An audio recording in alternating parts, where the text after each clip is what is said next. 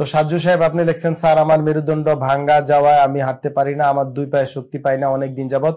আমি সব সময় বসে থাকি, কিছু ধরে দাঁড়িয়ে থাকি, আবার কিছু ধরে হাঁটতেও পারি স্যার। বাঁশ ধরে রেলিং বানিয়ে নিবেন, বাঁশ ধরে হাঁটা চলাফেরা করবেন, বা আপনার যেটা আপনার গ্রামে আপনার জন্য যেটা কমফোর্টেবল, বাঁশ হোক, লাঠি হোক, কাঠ হোক, যেন ধরে হাঁটা যায়।